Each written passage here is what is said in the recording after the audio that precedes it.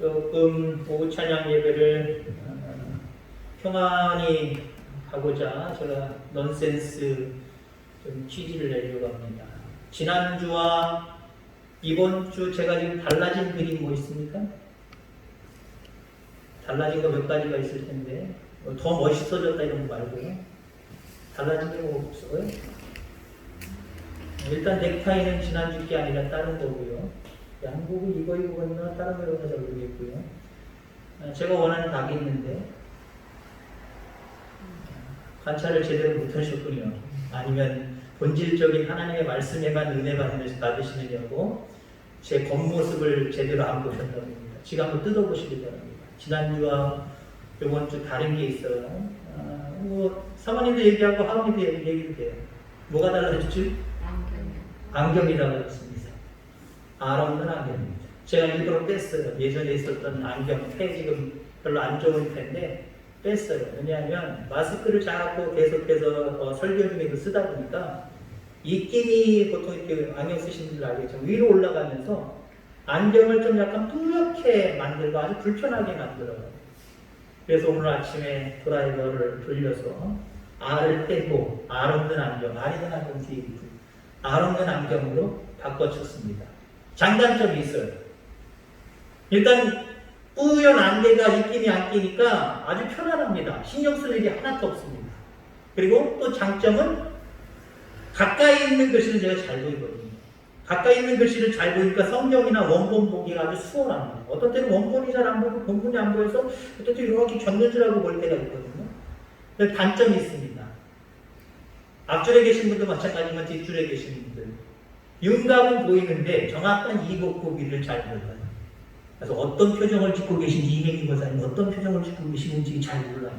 대략만 보이죠. 오늘도 하나님의 말씀이 여러분들과 저의 모든 심령을 변화시키는 귀한 말씀이 되기를 주의 이름으로 축원합니다. 믿음에 대한 이야기를 하고 있는데 오늘 본문의 말씀을 통해서 믿음은 나를 드리는 것이다 라고 하는 말씀으로 함께 은혜를 나누고자 합니다. 자, 나를 드리기 이전에 우리가 먼저 생각해야 될 것이 있어요. 주객이 뭐냐? 주객을 파악하는 게 중요합니다.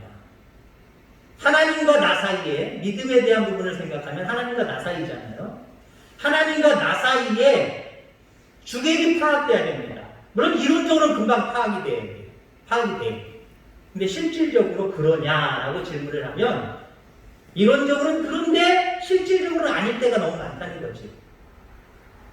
주인이 누굽니까? 하나님이셔야 되고요. 객, 누구여야 됩니까? 우리여야 됩니다. 내 삶이지만 내 삶의 주인은 하나님이셔야 되고, 이 교회의 주인은 하나님이셔야 되고, 여러분들 가정의 주인은 하나님이셔야 되고, 여러분들은 말대로 객입니다. 근데 실질적으로 그러냐라고 하는 거죠. 우리가 흔히 주객전도라고 그러죠.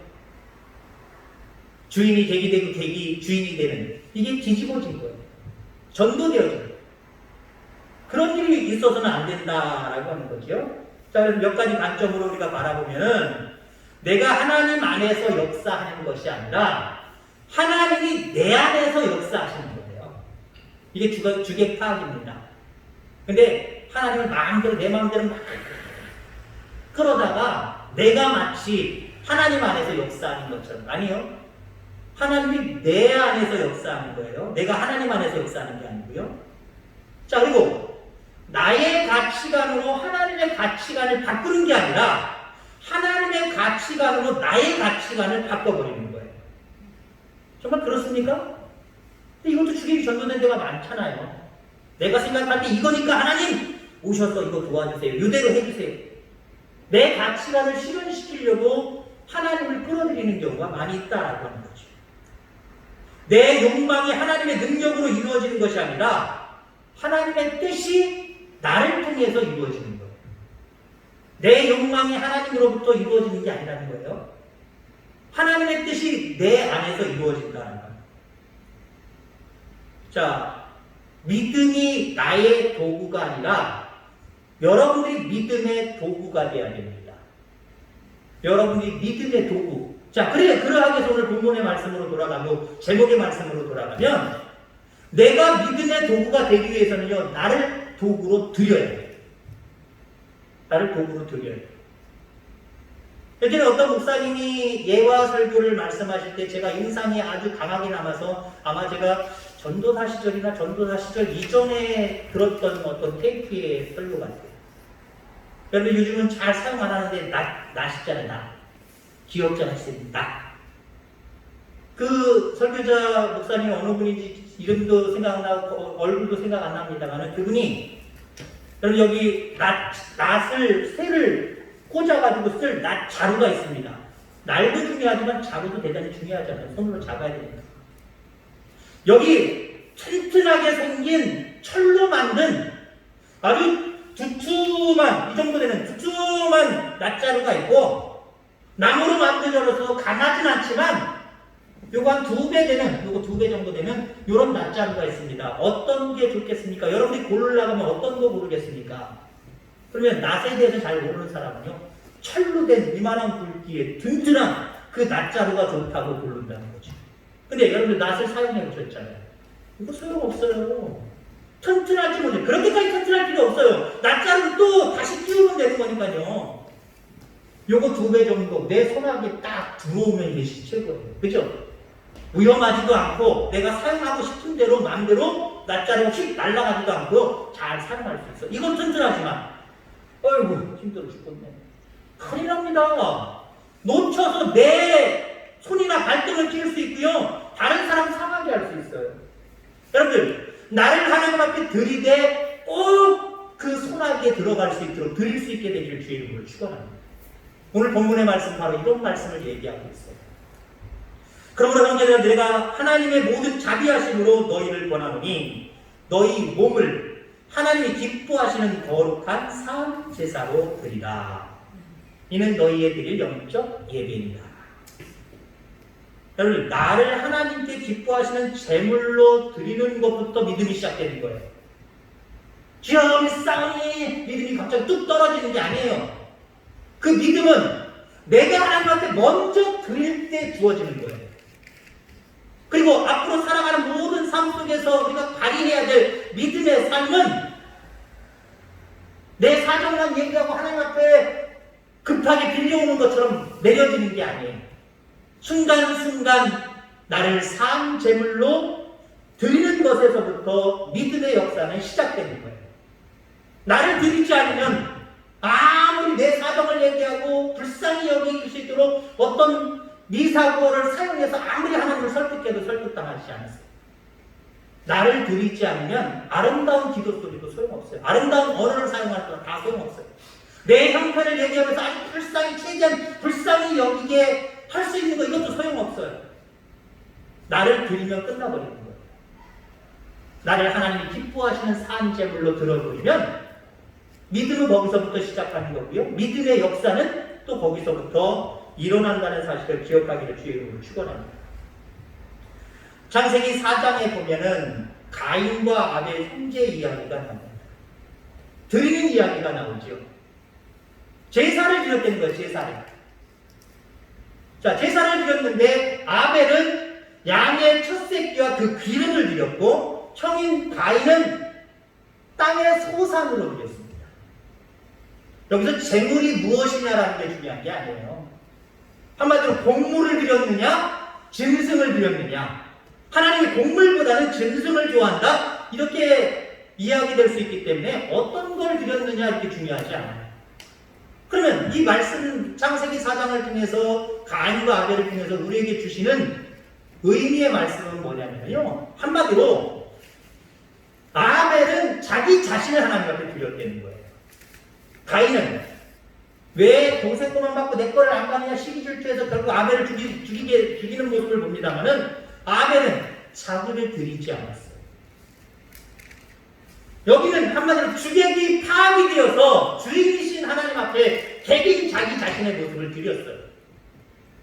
비록 드리는 모습은 똑같지만 가인은 주객이 전도됐어요. 자기가 살아있어요. 하나님이 주인이 아니에요. 어떻게 보면은요. 하나님이 객이 되어버렸어요. 하나님 받으실 리가 없죠. 바로 창세기 4장의 말씀 그 얘기를 하는 거예요.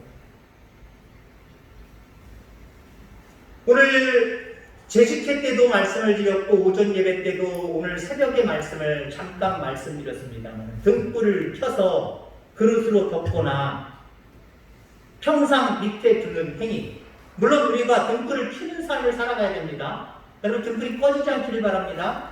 믿음의 등불, 하나님의 자녀로서의 삶의 등불 늘 켜야 됩니다. 근데 나를 온전히 드리는 사람은 그 등불을 지켜두는 사람이에요. 근데 믿노라 하지만 나를 하나님 앞에 온전하게 사함제물로 드리지 않는 사람은 촛불에 등불에 불은 켜있긴 있지만 자기 욕심 때문에 자기 자아 때문에 그냥 덮어두고 사는 사람이에요. 빛이 완벽하게 100% 발휘할 수 있도록 하는 것이 아니라 평상 밑에 둬서 희미하게 스스로 만들어버리는 모습과 똑같아요. 여러분들 스스로를 하나님 앞에 드리는 저와 여러분들 되기를 주의 이름으로 축원합니다. 하나님 앞에 나를 드리는 것은 포기해야 될 것을 포기하는 것을 의미합니다. 그래서 정결한 하나님의 자녀가 되는 것을 말한다라고 하는 거죠. 한마디로 나는 없어지고 내 안에 하나님이 살아계시는 거예요. 그게 바로 나를 산 제물로 드리는 것임을 여러분들 기억하게 되기를 주의 이름으로 소망합니다. 자, 거룩한 산 제물로 드리라 라고 이야기를 하고 있습니다. 여러분, 나를 제물로 드리는 거예요. 좀 끔찍한 이야기이기도 해요. 왜냐하면 제사적인 모습으로 오늘 성경을 바라보면요, 물론 해석은 우리가 그렇게 하지 않지만 제사라고 하는 의미로만 살펴보면 하나님 앞에 예배드리는 게 구약에서는 제사잖아요. 실질적으로 제물이 필요했어요. 피를 흘리고 죽어야 될 제물이 필요했단 말이에요. 그걸 빗대서 오늘 신약 로마서에는 우리를 그와 같이 산 제물로 드리라 라고 이야기를 합니다. 약간 끔찍해요. 그냥 문자적으로만 바라보면요.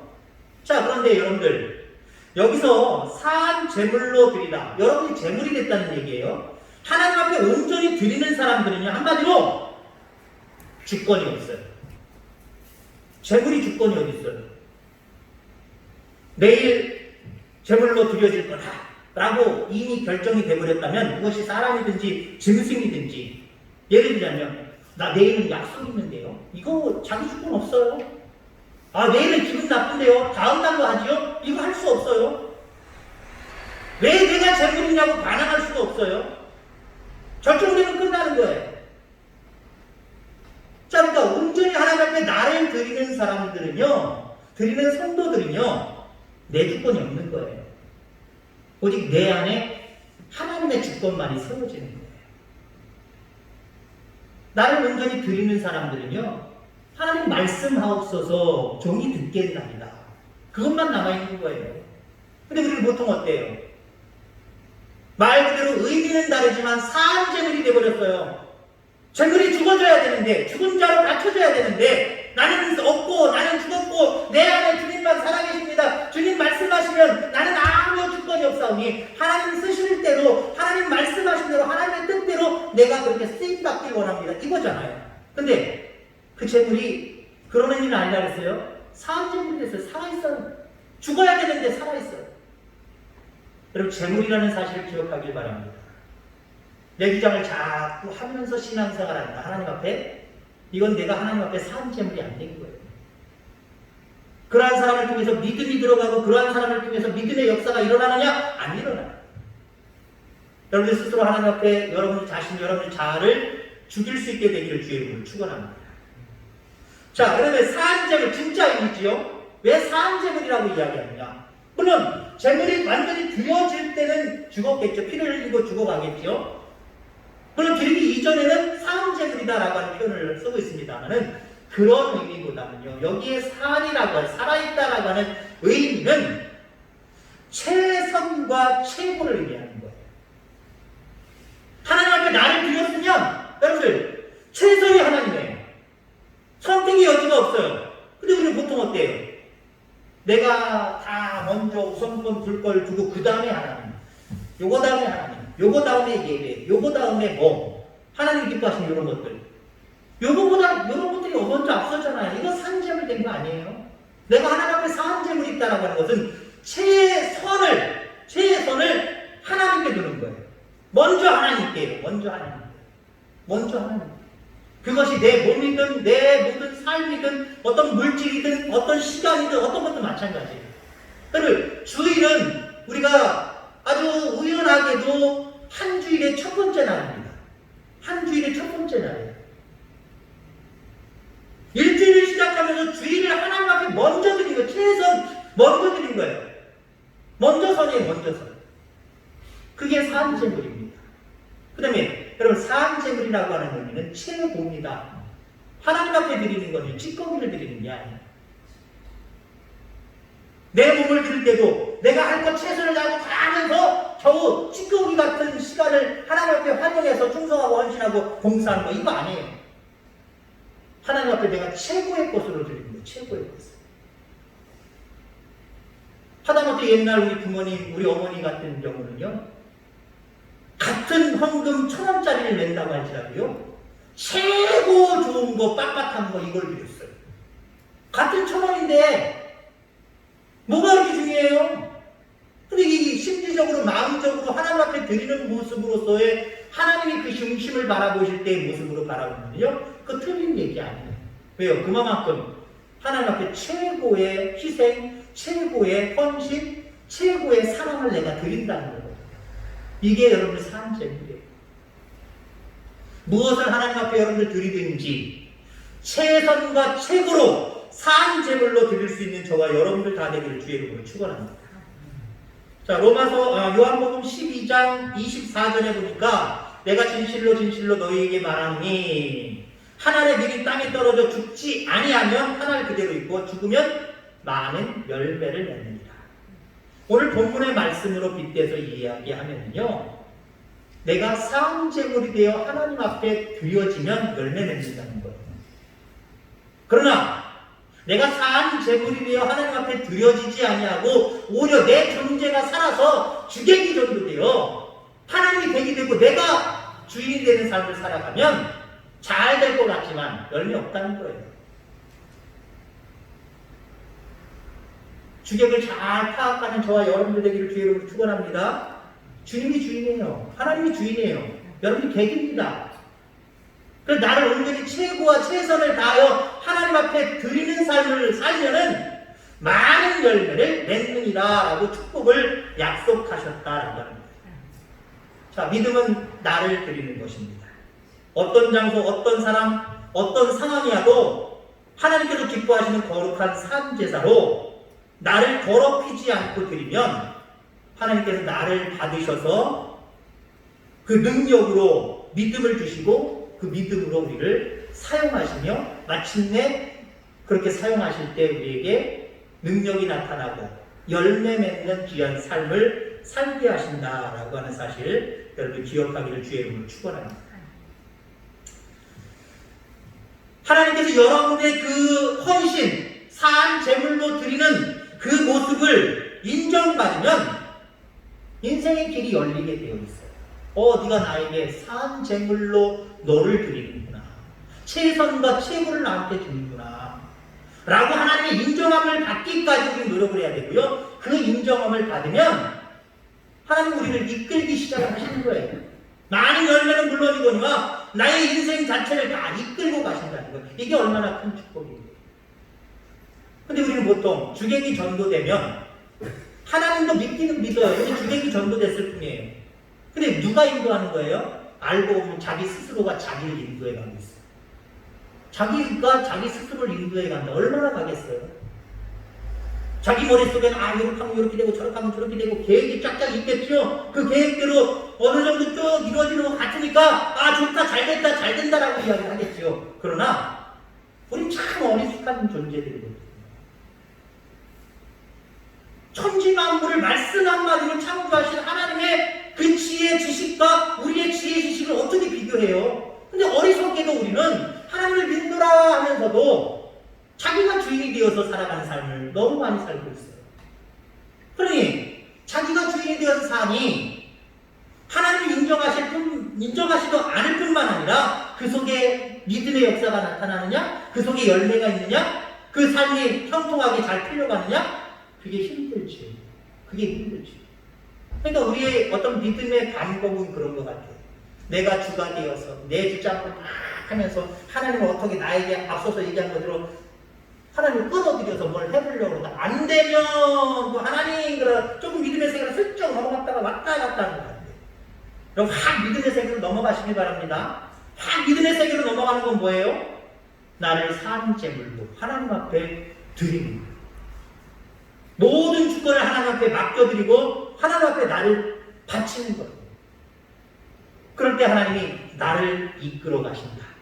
우리 교회를 이끌어 가신다. 내 가정을 이끌어 가신다. 내 자녀를 이끌어 가신다. 이거 엄청난 축복이거든요.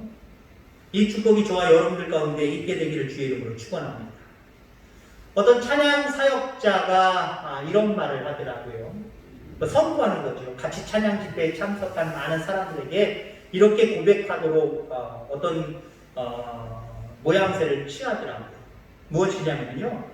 찬양의 문이 열리면 마음의 문이 열리고, 마음의 문이 열리면 기도의 문이 열리고, 기도의 문이 열리면 하늘의 문도 열리고, 하늘의 문이 열리면 지정의 문이 열린다. 그러면서 주고받으면서 이 말들을 외치더라고요. 저는 다른 용어를 좀 사용해서 이 말씀들을 같이 빗대서 짬뽕해서 제 나름대로의 말로 바꿔보려고 합니다. 나를 온전하게 하나님 앞에 드리면요, 감사의 문이 열리고요, 신앙, 믿음의 문이 열리고요, 하늘의 문이 열리고요, 하나님이 역사하시는 기적의 문도 열리는 거예요. 아멘. 중요한 거는 나를 드려야 되는 거예요. 나를 드려야 되는 거. 이 찬양 집회자가 말씀하는 것처럼 찬양의 문, 마음의 문, 기도의 문, 하늘의 문, 기적의 문, 이거 어떻게 열려요? 외친다고 열리는 게 아니에요. 실질적인 삶 속에서 나를 하나님 앞에 산 제물로 드리는 결단과 용기를 통해서 이게 열리는 거거든요. 근데 우리는 너무나도 말로만 모든 것들을 해결하려고 할 때가 있어요. 신앙은 말로만 하는 게 아니에요. 신앙은 실질적인 모습입니다. 가인도 분명히 하나님 앞에 제사 드렸어요. 하나님 받으시옵소서 하고 나름대로 곡물이 나쁜 거 아니잖아요. 하나님 난 곡물 안 받는다, 땅의 소산은 안 받는다 이렇게 말씀하시지 않았어요. 하나님이 안 받는 게 어디 있어요. 땅에 있는 모든 것들은 다 받으세요. 근데 그 심령, 그 마음에 어떤 모습이 있냐는 거죠. 그냥 단순히 나를 드리는 것보다는 그냥 그 물건을 드리는, 하나님 물건 좋아하세요? 하나님 다 소유하신 분이에요. 하나님 만드셔서 온 우주 만물 걸 다 만드셨어요. 우리가 아직도 소유하지 못한 것들도 주님은 다 소유하고 계세요. 엄청난 분이세요. 그분이 어떤 물질을 요구하시겠습니까? 그분은 물질을 요구하는 것처럼 보일지는 모르지만 실질적으로는요, 내 몸을 요구하시는 거예요. 11조 드리라, 돈 요구하시는구나. 물론 물질로도 우리는 감사의 삶, 마음이, 물질이 있는 곳에 마음이 있기 때문에 물질의 삶을 우리는 간과해서는 안 돼요. 그게 뭐가 그렇게 중요해요? 하나님 나를 받으시는데, 그러면서 물질 생활 안 한다? 이것도 문제가 있는 거예요. 그죠? 그러나, 물질을 통해서 물질을 드리는 그곳에 중요한 것은 나를 드리는 거예요. 가인과 아벨의 차이가 그거예요. 물론 이건 추측된 부분이기도 합니다만은, 왜? 아벨의 제사는 받으셨고, 가인의 제사는 안 받으셨다. 왜 그랬을까? 그 이유는 문맥적으로 창세기 4장을 살펴보면 특별한 이유가 그렇게 나오진 않아요. 근데 우리가 성경학자들이나 많은 우리 그리스도인들이 여전까지 모든 말씀들을 연구하고 바라보는 모습으로 해석을 하면요, 그냥 물질만 덜렁 늘어났어요.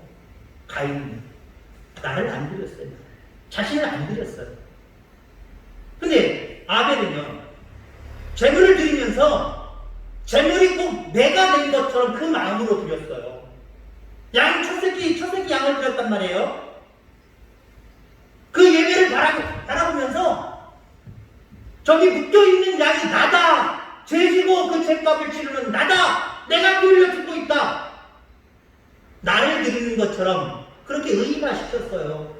그리고 아마 본문에 나와 있지 않지만 그 사제의 은혜를 생각하면서 눈물을 흘려가면서 그 양을 쳐다봤을 거예요. 물론 심한 경우로 해석을 한다면 가인은 드려놓고 거들떠보지도 않았을 거예요. 아, 나 예배 드렸어. 나 제사 드렸어. 이거면 됐지 뭐. 이걸로 끝나버렸어요. 제 해석이에요, 제 해석. 누구 걸 받으시겠어요? 그리고 누구 걸 받으시고 누구에게 역사하시겠습니까? 여러분 자신을 하나님 앞에 드릴 수 있게 되기를 바랍니다. 산 제물로 최선과 최고를 통해서 하나님 앞에 여러분을 드리시길 바랍니다.